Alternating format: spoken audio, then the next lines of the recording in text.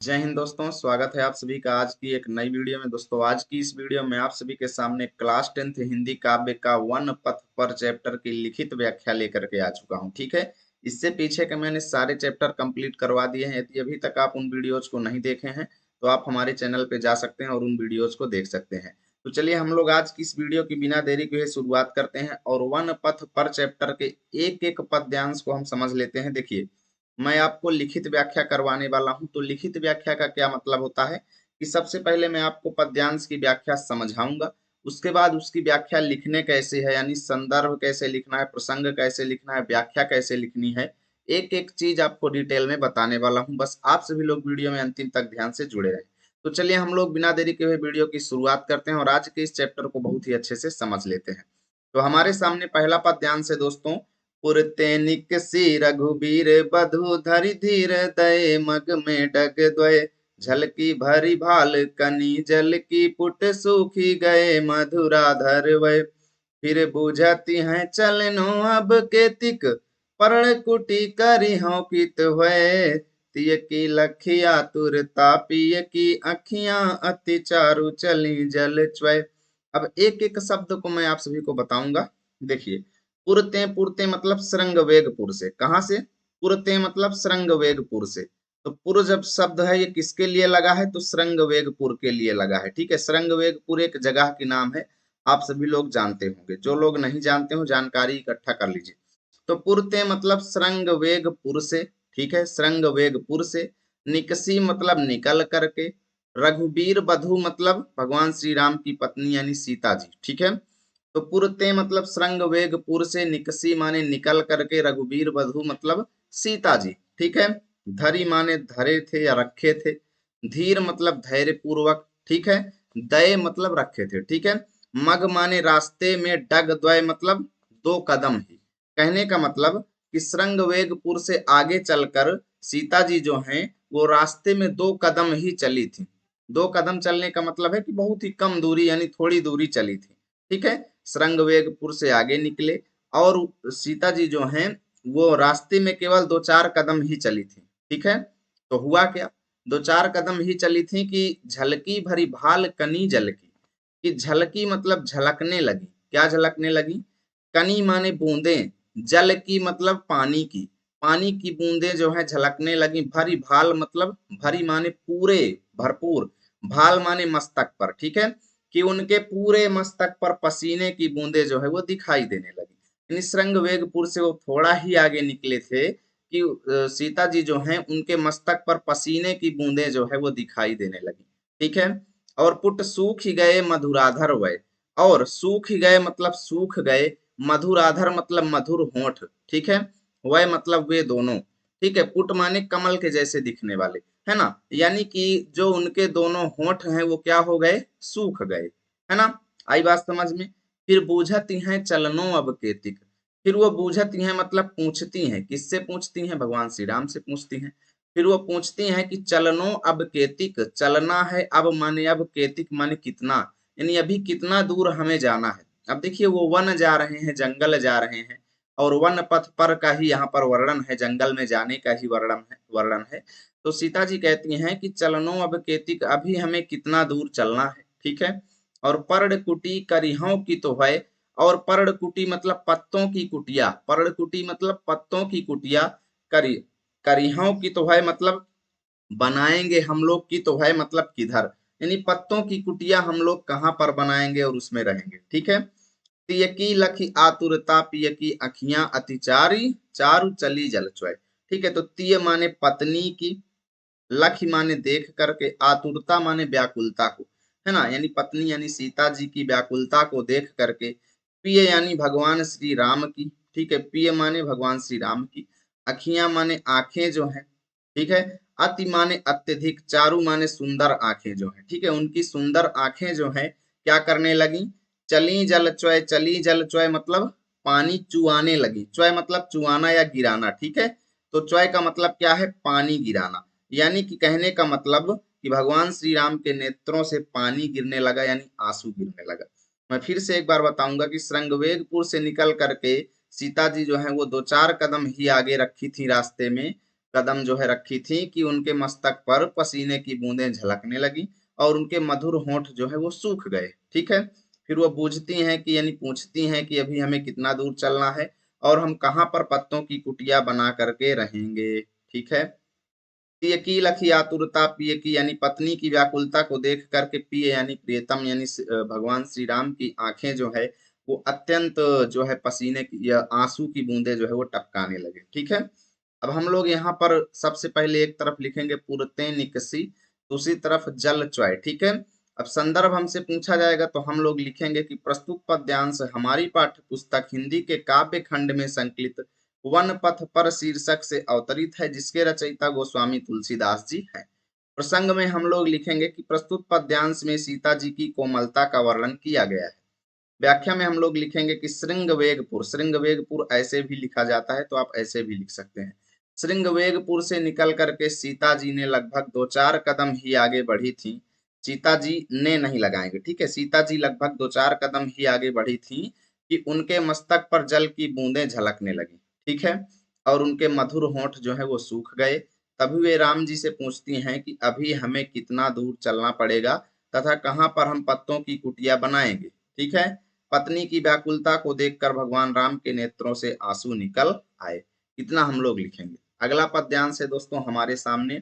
जल को गए लखन है लरिका परिखौ पिय छाह घरी को है ठाढ़े, पोंछ पसेऊ बयारी करऊं और उपाय पखारी हो भूरी डाढ़े, तुलसी रघुबीर प्रिया श्रम जानी के बैठी विलंब लौ कंटक काढ़े, जानकी नाह को नेह लख्यो पुल को तनुबारी बिलोचन बाढ़े। अब यहाँ पर लक्ष्मण जी कहाँ गए हैं? जल को गए यानी पानी लेने गए हैं। ठीक है, तो सीता जी कहती हैं कि जल को गए लखन है अर्थात पानी लेने लक्ष्मण जी गए हुए हैं, जो कि लरिका हैं अर्थात बालक हैं अभी। ठीक है, यानी कि जल को गए लखन है, लक्ष्मण जी जो कि एक बालक हैं वो जल जल लेने गए हैं यानी पानी लेने गए हैं। तो हे प्रिय है यानी हे प्रियतम, हे स्वामी, परिखव माने उनका इंतजार किया जाए, है ना। परिखव मतलब हम लोग उनका वेट करते हैं। कहाँ पर? छाह घरीक भय ठाढ़े, मतलब छाह माने छाया में, किसी पौधे या पेड़ की छाया के नीचे हम लोग घरीक माने एक क्षण के लिए, भय ठाढ़े मतलब खड़े होकर के उनका इंतजार कर लेते हैं। ठीक है ना, वो पानी लेने गए हुए हैं तो हम लोग क्या करते हैं कि किसी छाया के नीचे खड़े होकर के उनका कुछ समय के लिए इंतजार कर लेते हैं, क्योंकि वो लड़का है, बालक है ना। पोंछ पसेऊ बयारी करो, तो वहां पर छाया में मैं क्या कर दूंगी? पोंछ दूंगी आपके पसेऊ माने पसीना को। ठीक है, और बयारी करो मतलब हवा कर दूंगी ऐसे। ठीक है, जैसे मैं कर रहा हूँ ऐसे, यानी पोंछ पसेऊ बयारी करो मतलब आपका पसीना जो है वो पोंछ दूंगी और हवा कर दूंगी। ठीक है, अरु माने और, पाए माने पैर जो है पखारी हो मतलब धो दूंगी, आपके पैरों को धो दूंगी, जो कि भूहरी, भूहरी माने धूप कह लो, सूर्य की गर्मी से जो है दाढ़े मतलब जले हुए। जैसे जब आप लोग चलते हैं गर्मी में बिना चप्पल के तो क्या होता है, आपके पैर जलने लगते हैं ना, तो उसी को भुभुरी बोलते हैं। तो जो भुभुरी यानी कि सूर्य की गर्मी से जो आपके पैर दाढ़े मतलब जले हुए हैं, उन पैरों को मैं धो दूंगी। ठीक है, आगे कहती हैं तुलसीदास जी कहते हैं कि रघुवीर जो हैं यानी श्री राम जी जो हैं, वो प्रिया माने अपनी पत्नी को श्रम जान के मतलब थका हुआ समझ लेते हैं। वो समझ लेते हैं कि उनकी पत्नी जो है वो थकी हुई हैं, और फिर क्या करते हैं, बैठ माने छाया के नीचे बैठ जाते हैं, और बैठ करके विलंब लौ मतलब काफी देर तक, विलंब लौ मतलब काफी देर तक अपने कांटे को काढ़े मतलब निकालते रहते हैं। किस लिए कांटा देर तक निकालते हैं? इसलिए निकालते रहते हैं ताकि सीता जी जो है वो विश्राम कर लें, आराम कर लें। ठीक है, तो जानकी नाह को नेह लख्यो पुल को तनुबारी बिलोचन बाढ़े।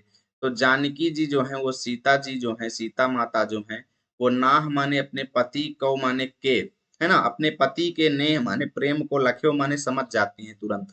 यानी सीता जी जो है वो अपने पति के प्रेम को तुरंत समझ जाती हैं, और उनका तन माने शरीर जो है वो पुलकित तो हो जाता है। ठीक है, और बिलोचन माने नेत्रों में, बारी मतलब पानी जो है वो बाढ़े मतलब बढ़ जाता है, अर्थात उनके नेत्रों में आंसू भर जाता है।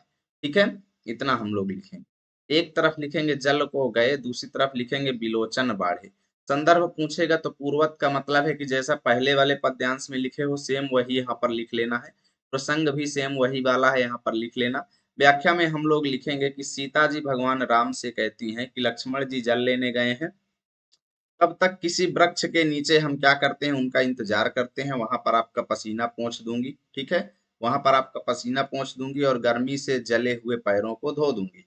ठीक है। तुलसीदास जी कहते हैं कि सीता जी की ऐसी बातें सुनकर राम समझ जाते हैं कि वो बहुत थकी हुई हैं, जिससे वो अपना कांटा देर तक निकालते हैं ताकि सीता जी जो है वो आराम कर सकें। ठीक है। सीता जी पति के इस प्रेम को देख करके अत्यंत प्रसन्न हो जाती हैं और उनके नेत्रों में आंसू आ जाते हैं। ठीक है जी। अगला पद्यांश। रानी मैं जानी अजानी महापबि पाहन हूँ ते कठोर हियो है। राजहु काजे या काजे न जान्यो कहो तिये को जिन कान कियो है। ऐसी मनोहर मूरति ये बिछुरे कैसे प्रीतम लोग जियो है। आखिन में सखी राखी बेजोग इन्हें किमि कै बनवास दियो है। अब देखिए, जब वो तीनों लोग यानी राम लक्ष्मण और सीता जी वनवास को जा रहे हैं, तो रास्ते में उनको जो ग्रामीण वधुएं देखती हैं, गांव की जो महिलाएं उनको देखती हैं, तो वो आपस में चर्चा करती हैं। क्या चर्चा करती हैं? कहती हैं कि भाई रानी में जानी अजानी माँ। मैं जानती हूँ कि वो रानी जो है, जानी मतलब जानती हूँ, मैं जानी मतलब मैं समझती हूँ, मैं जानी मतलब मैं समझती हूँ। कौन बोल रहा है? ये ग्रामीण वधुएं बोल रही, गांव की स्त्रियां बोल रही हैं। कहती है, मैं जानती हूँ कि वो रानी जो है महा माने बहुत ज्यादा, अजानी माने अज्ञानी है। मैं जानती हूँ कि वो रानी जो है महा अज्ञानी है, महामूर्ख है। ठीक है। क्यों? क्योंकि उसका क्योंकि उसका जो हियो माने हृदय जो है, उसका हृदय जो है वो कठोर है। कैसा कठोर है? पबी माने वज्र और पाहन माने पत्थर के समान, हूते मतलब के समान, है ना। यानी कि वज्र और पत्थर के समान उसका कठोर हृदय है। कहती है कि मैं जानती हूँ कि वो रानी जो है महाज्ञानी है, जिसका हृदय जो है वो वज्र और पत्थर के समान कठोर है। क्योंकि मैं मानती हूँ कि वो रानी जो है महाअज्ञानी है, लेकिन वो क्या राजा जो है वो भी मूर्ख है उसी तरह। क्यों? क्योंकि राजा जो है वो भी काज अकाज न जाने, अर्थात सही गलत नहीं जानता। क्या जो राजा है उसको भी सही गलत की पहचान नहीं है? जो राजा है वो भी काज अकाज यानी सही गलत नहीं जानता है। कहो तिये को जिन कान कियो है। जिसने, तिये को माने पत्नी के, कहो माने कहने पर, जिस माने जिसने, ऐसा कान कियो है मतलब ऐसा कार्य किया है। जिसने अपनी पत्नी के कहने पर ऐसा कार्य किया है, क्या वो राजा सही गलत की पहचान नहीं कर पाता है? क्या उसको सही गलत का ज्ञान नहीं है कि क्या चीज सही है क्या चीज गलत है? मैं मानती हूँ कि वो रानी जो है वो अज्ञानी है। वो भाई इनको वनवास जाने के लिए जो है वरदान मांग सकती है। लेकिन क्या राजा भी इतना जो है अनजान है, उसको सही गलत की पहचान नहीं है, जिसने पत्नी के कहने पर ऐसा काम कर दिया? अब आगे स्त्रियां कहती हैं, ऐसी मनोहर मूरत ये, इतने मनोहर माने मन को हर लेने वाले मूर्ति के समान है ये जो तीनों लोग जा रहे हैं ये मन को हर लेने वाली मूर्ति के समान है। बताओ, इनसे बिछुड़े माने बिछुड़ करके कैसे इनके प्रियतम लोग जो हैं, इनसे प्रेम करने वाले लोग जो हैं, कैसे जी रहे होंगे, है ना। इनसे बिछुड़ करके वो कैसे जी रहे होंगे। आखिन में सखी राखी बिजोग। तभी एक स्त्री कहती है कि हे सखी, ये तो आंखों में राखी बिजोग अर्थात आंखों में रखने योग्य है। ये तो आंखों में बसाने योग्य हैं। इन्हें कि मिकाय वनवास दिया है। इन्हें किस लिए वनवास दिया गया है? ये तो आंखों में बसाने योग्य हैं, फिर भी इनको वनवास दे दिया गया। ठीक है। अब हम लोग एक तरफ लिखेंगे रानी में जानी, दूसरी तरफ हम लोग लिखेंगे दियो है। संदर्भ पूर्वक प्रसंग में भगवान श्री राम को वन जाते देखकर ग्रामीण वधुओं का आपस में वार्तालाप इस पद्यांश में वर्णित किया गया है। एक ग्रामीण महिला दूसरी ग्रामीण महिला से कहती है, मैं मानती हूँ कि वो रानी अज्ञानी थी, जिसका हृदय वज्र से भी कठोर है। ठीक है। परंतु उस राजा को भी भले बुरे का ज्ञान नहीं है जिसने ऐसा काम किया है। इतने सुंदर लोग हैं, ये पता नहीं इनसे बिछुड़कर इनके प्रियतम लोग जो हैं किस प्रकार जी रहे होंगे, है ना, जीते होंगे। ठीक है। हे सखी, ये तो आंखों में बसाने योग्य हैं, पर पता नहीं इन्हें वनवास क्यों दिया गया है। अगला है। शीस जटाउर बाहु विशाल बिलोचन लाल तिरछी सी भौहें। तून सरासन बान धरे तुलसी बन मार्ग में सुठी सोहें। सादर बारही बार सुभाय चितै तुम त्यों हमरो मन मोहें। पूछती ग्राम वधु सिए सो, कहो सांवर से सखी रावर को है। ठीक है। अभी ग्रामीण वधुओं का प्रसंग ही चल रहा है। तो ग्रामीण वधुएं यहाँ पर भगवान श्री राम के सौंदर्य का वर्णन करती हैं, उनके रूप का वर्णन करती हैं। कहती हैं कि जिन्होंने शीश माने सिर पर जटा धारण किया है। ठीक है। उर माने हृदय में, बाहु उनका, उर यानी हृदय जो है, और बाहु माने भुजाएं जो है वो विशाल है। ठीक है। उनका विशाल वक्ष स्थल है, विशाल भुजाएं हैं, सिर पर जटाएं धारण किए हुए हैं, विलोचन लाल हैं अर्थात उनके नेत्र जो हैं वो लाल हैं, और उनकी भौहें यानी बरौनियां जो हैं वो क्या है, तिरछी सी हैं। ठीक है, ध्यान से सुनना। यहाँ पर ग्रामीण वधुएं कहती हैं सिर पर जटा धारण किए हुए हैं, उनका हृदय और वक्ष स्थल विशाल है, भुजाएं विशाल हैं, नेत्र लाल हैं और तिरछी सी उनकी भौहें हैं। तून सरासन बाण धरे, ठीक है, बाण माने बाण, ठीक है, जिसको तीर बोलते हैं, तीर, और सरासन माने धनुष जो है, तून माने तरकस में तीर रखे हुए हैं, तून माने तरकस में तीर रखे हुए हैं, और सरासन माने धनुष जो है वो धारण किए हुए। ठीक है, यानी कहने का मतलब कि धनुष और बाण को जिन्होंने धारण किया हुआ है, तुलसीदास जी कहते हैं कि वो स्त्रियां कहती हैं कि भाई वो वन मार्ग अर्थात जंगल के रास्ते में सुठी सोहाएं अर्थात बहुत ज्यादा सुशोभित तो हो रहे हैं। ठीक है, तो सादर 12 बार सुभाए चितय तुम त्यों हमरो मन मोह है। अब वो ग्रामीण स्त्रियां सीता जी से कहती हैं कि जब वो सादर पूर्वक यानी सम्मान पूर्वक 12 ही बार मतलब बार बार, सुभाए मतलब स्वाभाविक रूप से, चितय मतलब देखते हैं, तुम त्यों मतलब तुम्हारी ओर, यानी कि हे सखी, वो कहती हैं सीता जी से कि जब वो आपकी ओर देखते हैं ना, त्यों माने त्यों ही वो हमरो मन मोह है, यानी हमारे मन को मोह लेते हैं। यानी जैसे ही राम जी सीता जी की ओर देखते हैं तो उन ग्रामीण वधुओं के मन को मोह लेते हैं। ठीक है, और वो पूछा थी ग्राम वधु सियसो, वो ग्रामीण वधुएं जो है, ग्राम की स्त्रियां जो है वो सीता जी से पूछ रही हैं, क्या पूछ रही हैं कि कहो सांवरे से, यानी जो आपके साथ ये सांवले से जा रहे हैं, यानी भगवान श्री क्या बोलते हैं, भगवान श्री राम जी जो हैं, हे सखी वो रावरे को हैं, यानी आपके कौन है। ठीक है, यानी रिश्ते में आपके क्या लगते हैं, है ना, जो सांवले से आपके संग जा रहे हैं ये रिश्ते में आपके क्या लगते हैं। अब यहाँ पर हम लोग एक तरफ लिखेंगे शीश जटा, दूसरी तरफ रावरे को है। संदर्भ पूर्वक प्रसंग में प्रस्तुत पद में ग्रामीण महिलाओं द्वारा सीता जी से प्रश्न पूछने का वर्णन है। व्याख्या में लिखेंगे ग्रामीण महिला सीता जी से कहती हैं जिनके सिर पर जटा है, हृदय और भुजाएं विशाल हैं, जिनकी आंखें लाल हैं, जिनकी भौहें तिरछी हैं, जिन्होंने तीर धनुष धारण किए हुए हैं और वन मार्ग में शोभायमान हो रहे हैं, जब वो तुम्हारी ओर देखते हैं तो हमारे मन को मोह लेते हैं। हे सखी, जो सांवले से हैं वो तुम्हारे क्या लगते हैं रिश्ते में। ठीक है, तो अगला है सुनी सुंदर बैन सुधारस साने, सयानी है जाने की जानी भली, तिरछे करी नैन दो सैन तिन्हे समुझाई कछु मुस्काई चली, तुलसी ते ही अवसर सोहे सब अवेलो कति लोचन लाहु अली, अनुराग तड़ाग में भानु उदय बिगसी मनो मंजुल कंज कली। अब यहाँ पर के सुनि करके सुंदर बैन मतलब सुंदर वचन को, ठीक है, सुधारस साने मतलब अमृत से सने हुए, यानी उन स्त्रियों के अमृत से सने हुए सुंदर वाणी को सुनी मतलब सुन करके, सयानी है जानकी मतलब समझदार हैं हमारी सीता माता जी, सयानी है जानकी मतलब समझदार हैं सीता माता जी, जानी भली मतलब अच्छे तरीके से समझ जाती हैं कि वो क्या पूछना चाह रही हैं। ठीक है, अच्छे तरीके से समझ जाती हैं। और फिर वो क्या करती हैं, तिरछे करी नयन, अपने नयनों को, अपने नेत्रों को, अपनी आंखों को तिरछा कर देती हैं ऐसे। ठीक है, कौन, सीता माता जी, यानी अपने नेत्रों को तिरछा करके, और दयसैन तिन है मतलब उन स्त्रियों को, दयसैन मतलब संकेत दे करके, ठीक है, उन स्त्रियों को अपने नेत्रों को तिरछा करके कुछ संकेत दे देती हैं। ठीक है, मुंह से नहीं बताती हैं कि वो हमारे रिश्ते में क्या लगते हैं, अपने नयनों को, अपने नेत्रों को तिरछा करके वो उनको कुछ संकेत दे देती हैं, और समुझाई कछु मुस्काई चली, और उनको कुछ समझा देती हैं इस तरीके से, और फिर मुस्का करके चल देती हैं, जिससे वो स्त्रियां समझ जाती हैं कि हाँ ये उनके पति लगते हैं। तुलसी ते ही अवसर सोहे सबई अवलोकति लोचन लाहुए।